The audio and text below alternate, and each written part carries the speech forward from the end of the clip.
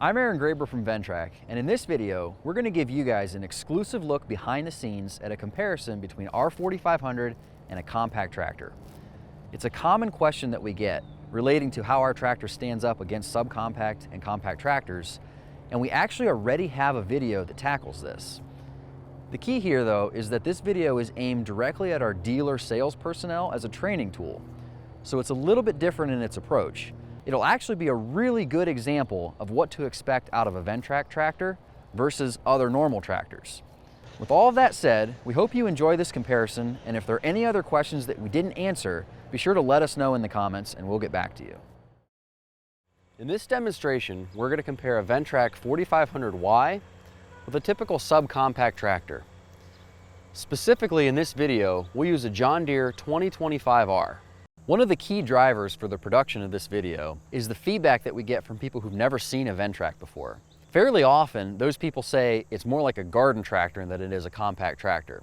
We will say that just looking at these two tractors side by side, it's understandable that somebody could say the subcompact looks like a more substantial machine. Also, if you compare the dimensional specs, you might say that's true. But the reality is, these are both very heavy-duty machines built for doing work. As you know, the most important part of a successful sales process is being able to properly educate the customer. By purchasing the correct machine, the customer will be happy with their experience and will use you as an expert in the future. Instead of running these two machines side by side and comparing results in a specific application, we'll go over some of the specific engineering differences between these two machines and explain why those might be advantageous for a certain type of customer. Obviously, since this video is produced by us here at Ventrac, we'll talk a lot about the Ventrac and some of the advantages of the specific design of this machine. But we'll give credit to the compact tractor when it's due. For this comparison, we chose the John Deere subcompact because it's a brand that is typically regarded as a leader in the industry, and also it's a brand that most customers are familiar with and they find desirable. It's a good benchmark to talk about some of the differences of a Ventrac compared to a subcompact platform. Most of this information will apply directly to any other brand. We also know here at Ventrac that it's our responsibility to give you guys the best information possible and to help train you so that you understand this tractor and how it compares to normal tractors. This will really help you be the salesperson that your customers need you to be. One of the first things people consider in a compact tractor is the engine. We picked these two models specifically because they're very close to a direct comparison on the engine. The John Deere has a 23.9 horsepower Yanmar diesel, and the Ventrac 4500Y has a 25 horsepower Kubota diesel.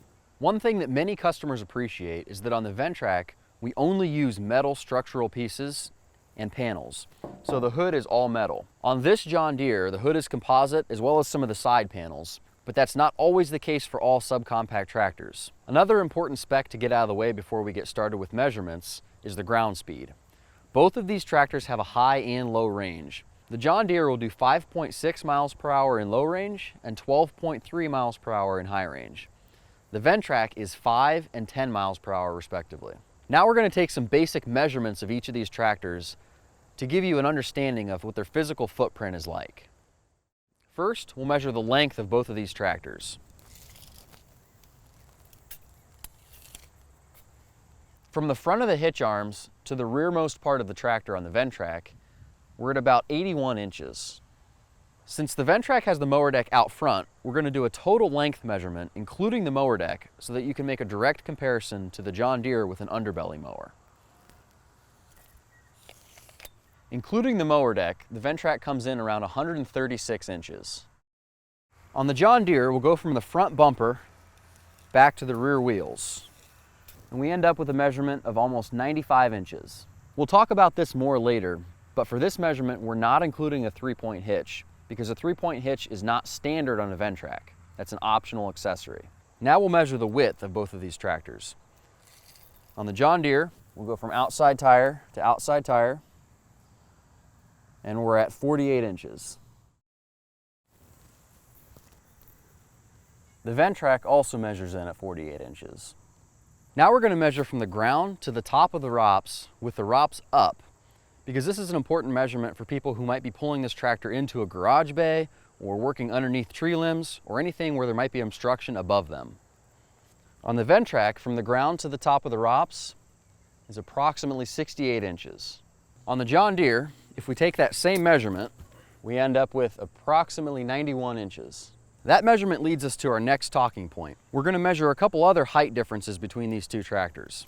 The footwell on the John Deere, if measured from the ground, comes in at 23 inches. And there's also a tread plate to walk on to get up there that comes in at 15 inches. So to climb on this tractor, you actually have to step up to that height and then climb on. We'll take the same measurement on the Ventrac and see where that footwell is.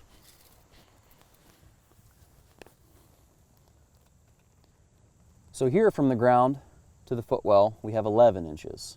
That's a much shorter measurement, and what that means is it's an advantage for anybody who might be a little bit older or concerned about mobility getting on and off the tractor. Another uncommon measurement that you probably won't find on a spec list is the height of the seat from the ground. On the Ventrac, we're at 32 inches. On the John Deere, if we measure from the ground, we're at 43 inches. Obviously, sitting up high can be an advantage for visibility of the surrounding areas. The drawback to that is that it's not as preferable as sitting lower to the ground for stability and for performance. The advantage of the seat height on the Ventrac being lower is that it gives the total operator and machine a lower center of gravity, which improves the performance and the stability. Also, since the tractor itself of the Ventrac is much lower, and since we run the attachments out front, the visibility of the attachment doing the work is better in most cases. Those measurements lead us to our first summary of major difference between these two tractors. If your customer prioritizes working on slopes or in rough terrain, the Ventrac is usually a better option. If the customer only wants to do loader work, the subcompact tractor might make more sense for them. The John Deere weighs 1,660 pounds. You might think the Ventrac weighs a lot less, but it actually weighs 1,655. That weight is the tractor only, not including the loader or mower deck. So there's only a 5-pound difference despite the visual differences. Also, since this Ventrac doesn't have a 3-point hitch, if you added that as an option, it would weigh 1,750 pounds and be heavier than the John Deere. On all Ventrac 4500 models, the fuel tank is located just to the left of the operator. The fuel capacity of a 4500 is 6 gallons. On the John Deere, the fuel tank is also located to the left of the operator, right here, and their fuel capacity is 6.1 gallons. Both of these tractors have an efficient diesel engine, so fuel consumption and capacity is basically a wash. The most important and key difference of this operator station is how you control the machine forward and reverse. On the John Deere, once you're in gear, you use this pedal to drive forward, and then you switch to this pedal to drive in reverse. On the Ventrac, this is what we call our SDLA lever. It stands for speed, direction, lift, and auxiliary. This lever is really the control center for the entire tractor. During operation, you drive the tractor forward and reverse by moving this lever forward and back. You can lift the attachment by moving this lever to the left and lower it, moving it to the right. Placing it all the way over and float lets the attachment float on the ground. The rear lever controls an auxiliary hydraulic function. Those lines are located right here, and they attach to whatever attachment you're using. When you move this lever to the left, it would angle to the left. To the right, would angle it right. We also have the ability to add multi-functions to these levers and more hydraulics in this area so that we can run attachments with several hydraulic circuits. We do also have an available foot pedal control that ties into the SDLA and can control the tractor's forward and reverse movements. That foot pedal mounts in this location, and it's a rocker style foot pedal. So you push forward to go forward and back to go back. What we've found personally and through all of our customer feedback is that 99% of the time it makes more sense to use your hand to control the machine. It's more intuitive, your reaction times are quicker, it's more comfortable, and it's faster. Also, being able to control the movements of the attachment with the same hand and lever that you're controlling the forward progress of the machine makes for efficient operation. Now we're going to move to probably the biggest functional difference between these two tractors, the frame and how they steer. As you know, the John Deere or any subcompact tractor has a rigid frame. It steers only the front wheels. There's a steering cylinder located on the left side that when you turn the wheel, moves the front wheels left and right, just like it would in a car. This is a very standard way of doing it, and it works, but it has some drawbacks. The one area where this is nice is for using the loader. By having a rigid frame, the machine is more stable when you have a lot of weight lifted well above the machine. The Ventrac has what we call a flex frame, which means that it's a center articulated frame and it also oscillates. The steering cylinder is located right here, and it actually allows the frame to move in the center like this, and the frame also twists like this. If you see here and here, you'll see where the front and back half of the frame are bolted together, and that is the center articulation point. So none of the wheels on the Ventrac actually turn. They always stay straight forward. The frame itself bends in the middle. Since the frame articulates at the center, the wheels follow the same path. So even though you're always in all-wheel drive, you don't tear up the turf underneath you when you make a complete turn. Also, since the frame oscillates, it allows one corner of the tractor to raise off the ground while the other three corners maintain constant contact. This is an advantage because very few times will you ever be operating a tractor on a perfectly flat surface. So when one corner of the tractor dips or raises relative to the other corners, with the Ventrac, you maintain consistent traction and control. With a straight frame, you'll actually lift wheels off the ground and you'll lose control potentially. Center articulation also makes this tractor much more maneuverable than a similarly sized tractor. The turning radius of this Ventrac is 39 inches, while the John Deere 2025 is 92 inches. The one disadvantage of the oscillating frame is that it's not as optimal for loader work. Our loader is rated for 500 pounds of lift capacity, while this John Deere loader is rated for 754 pounds. The benefits of the articulating and oscillating frame cannot be overstated. They're drastic. The only thing that we'll admit is that a straight frame is better as a loader. When you get a lot of weight high above the machine, it's more stable. Since this frame on the Ventrac oscillates, in that same situation, you have to be more careful so that the load doesn't control the machine. The next major difference to talk about between these two machines is the attachments. On the John Deere, most of these tractors sold are going to include the loader. You can see there's a quick attach on the loader arms here, where you can run a bucket, you could run a number of various attachments on the loader itself. You can also run attachments off the front of the machine using the mid-mount PTO to power them. Those attachments would be something like a broom. The finish mower decks for these tractors are going to be located underneath the machine. You could also buy a finish mower for the rear 3-point from a third party, but most people will opt for the drive-over quick connect design. Lastly, on the John Deere, you can always attach something to the rear 3-point and power it with the rear PTO. This is one of the advantages of compact tractors. They're very versatile.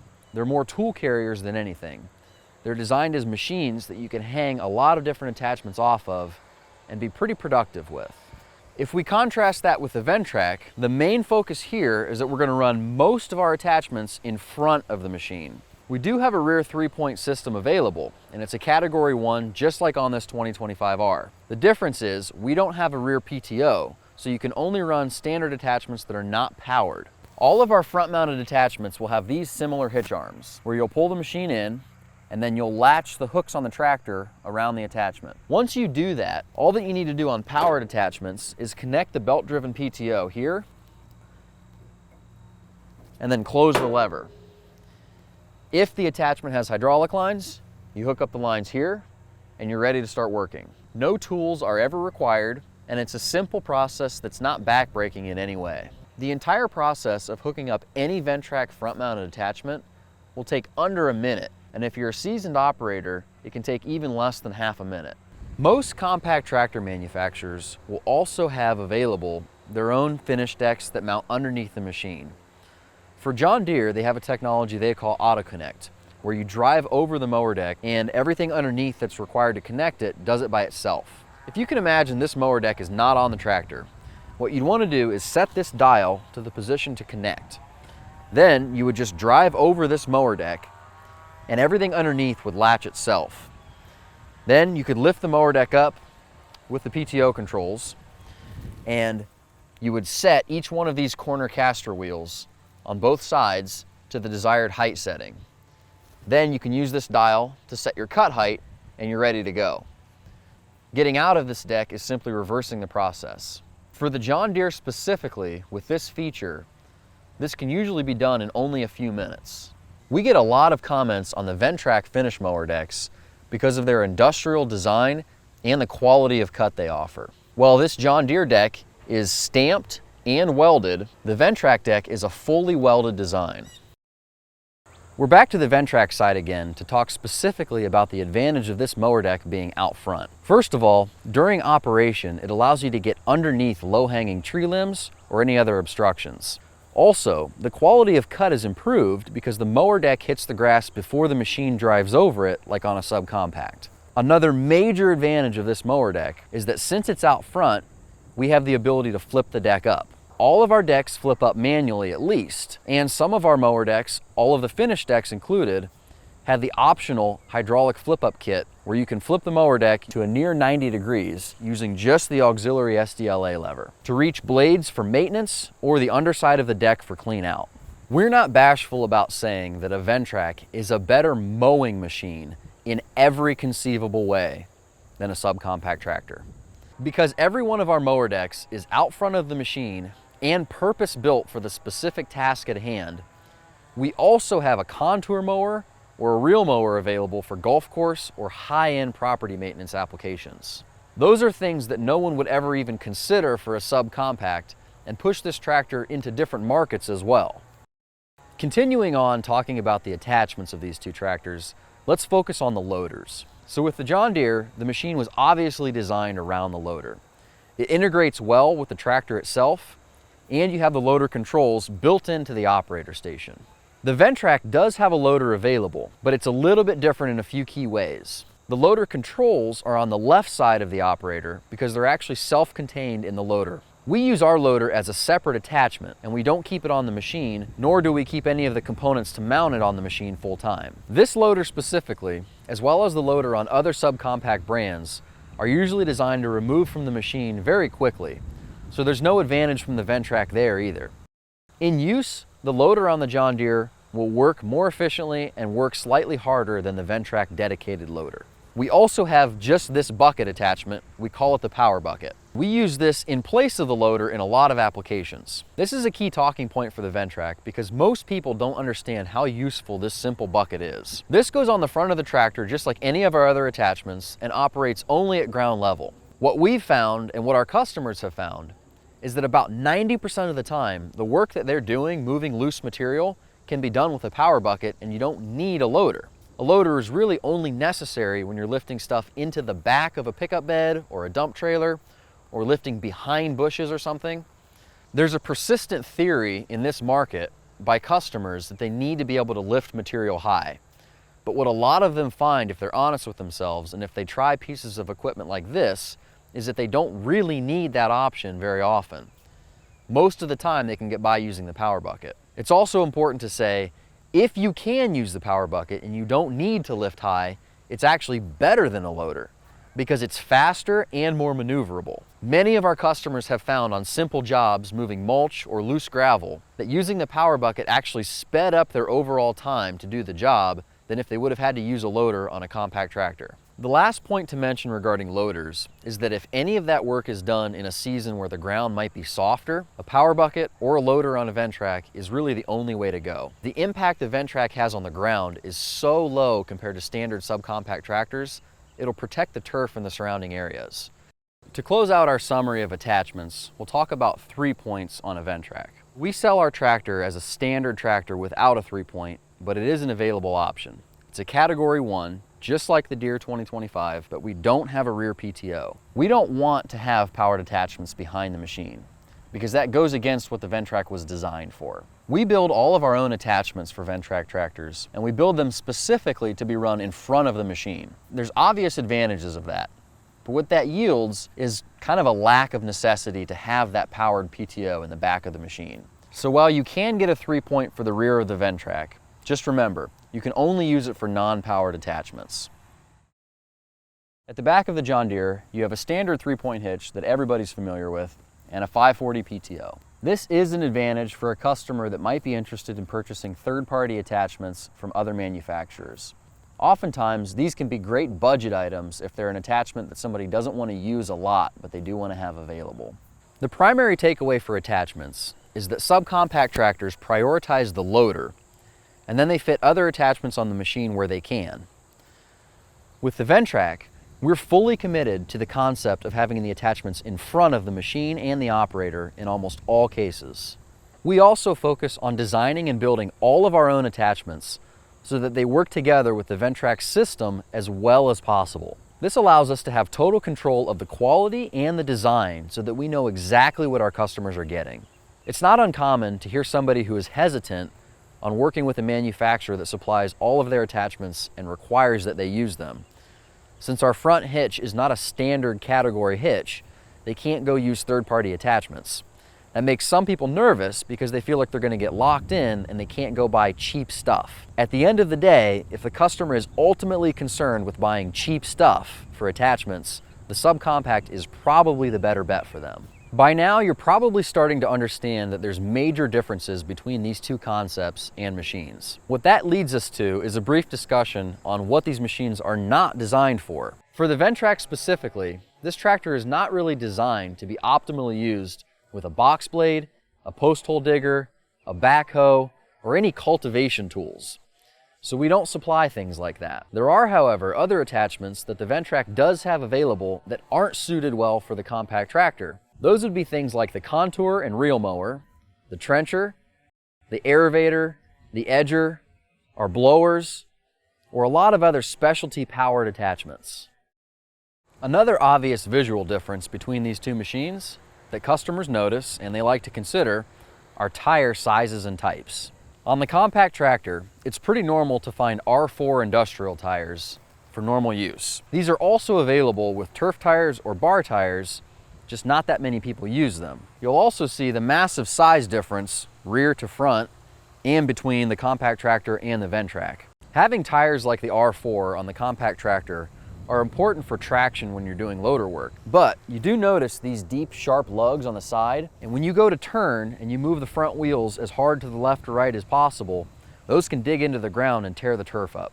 On the Ventrac, we go with a tire that's somewhere in the middle of all of the options. This is technically called a Field Trax tire, which is an all-terrain tire, and it's not quite as aggressive as an R4. It's also a little more aggressive than a pure turf tire. Again, going back to the fact that this machine is center articulated, these tires follow the same wheel path, which means there's no tearing motion on the ground as you're turning.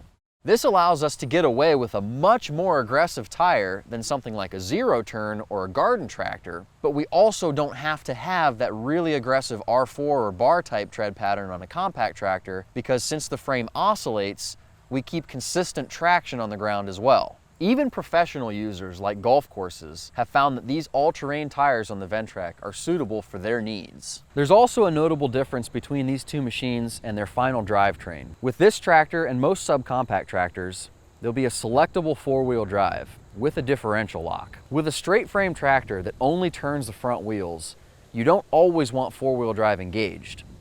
You can be working on a hard surface where the tires will chatter if you try to turn too tight, or you can be working on a delicate surface where you don't want to tear the ground up. It is nice if you do get stuck that you can lock the differential on this machine so that if you have a tire lifted off the ground, you can get out of it easier.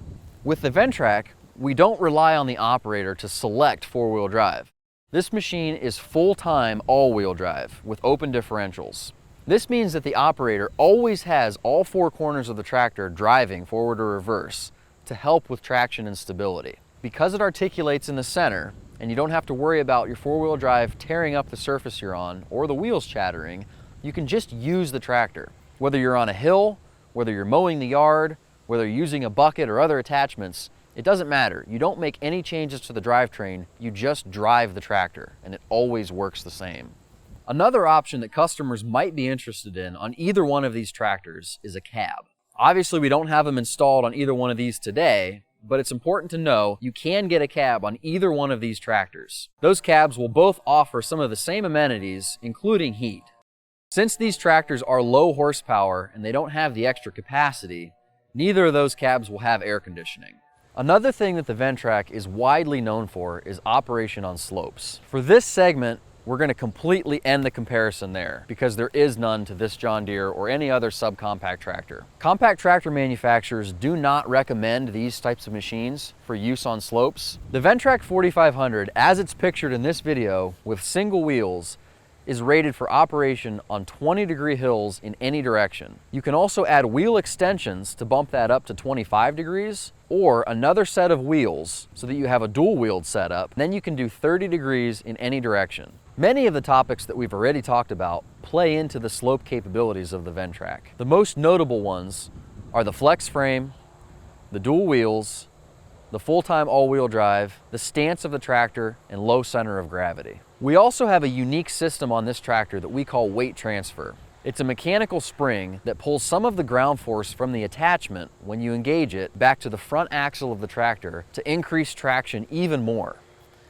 It gives the operator control so that they can decide how much traction they want in a specific situation. If you have any steep areas on your property that can cause trouble for normal machines, a Ventrac just might be the right solution for you. Slope capability of the Ventrac is something that is absolutely imperative for people to understand. We've heard countless stories of customers buying tractors and then taking them back to the dealer and trading them in on a Ventrac or asking about Ventrac because the tractor couldn't hold a hill. In fact, this specific 2025R has 15 hours of use on it, and it came back to one of our dealers from a customer who said, "I like the tractor, but it can't hold the hill in front of my house." As a salesperson talking to a potential buyer of a compact tractor, one of the first questions you should ask is about the terrain they're operating on. Since you now have the Ventrac in your arsenal, you can use it as a tool to reach customers that have trouble with steep hills. There are a lot of people out there getting by with equipment that's not optimal for use on hillsides, and a lot of times it's not safe either. Those customers might even have places on their property that they avoid altogether, and they might like to take care of those areas if they had equipment that was capable.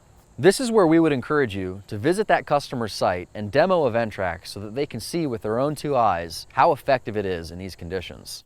Usually, if you have somebody who wants to operate on hills and they're interested in a compact tractor of some variety, if they demo a Ventrac, they're sold almost immediately. Obviously, just like everything else, before you let the customer operate the tractor, especially on a hillside, make sure they're properly trained and their ROPS is up, seatbelt is on, and weight transfer is in the highest setting. The last point of comparison that we'll tackle between these two machines is the obvious one, the price difference. Yes, the Ventrac is more expensive. There are certain types of customers that might be perfectly suited with a compact tractor. And if that's the case, obviously the price dictates that's what they should go with. But if the customer has any of the concerns that are addressed by the Ventrac, safety on slopes, comfort, ease of use, out front attachments, or anything else that we've talked about today, the price can be worked around. Pricing becomes almost a non-factor when you switch over to municipal, public, or golf course customers because they have very different needs and they're going to be using much more expensive attachments and probably buying bigger packages to begin with. Thank you for watching this comparison video between the Ventrac and the subcompact tractor. We hope that it helps you to talk to customers about the difference between these two machines and the advantages that one or the other offer. At this point, it should be obvious that these machines are vastly different and probably more different than you or any of your customers have considered yet. It's these differences that need to be understood and taught to the customer so that they can make the best buying decision for them. In all of our marketing material, we encourage customers to reach out to our dealers and request demos because we know that this leads to higher success rates and more sales. Thank you for watching this comparison video. We hope you found it useful in learning about the Ventrac 4500. One of the key aspects we left out of the video was price. Because this video is a little bit old and because we don't want it to be outdated, we're going to give a range of prices for these units. For the Ventrac, it's going to cost between $20,000 and $24,000 depending on the power unit that you get. And for the Deere 2 Series, it's going to be somewhere between $17,000 and $25,000. If you have any other questions, or if there's something we missed, be sure to leave those in the comments below and we'll respond to you as soon as possible. Also, make sure you check out the other videos we have on YouTube. We'll have links somewhere on this end screen.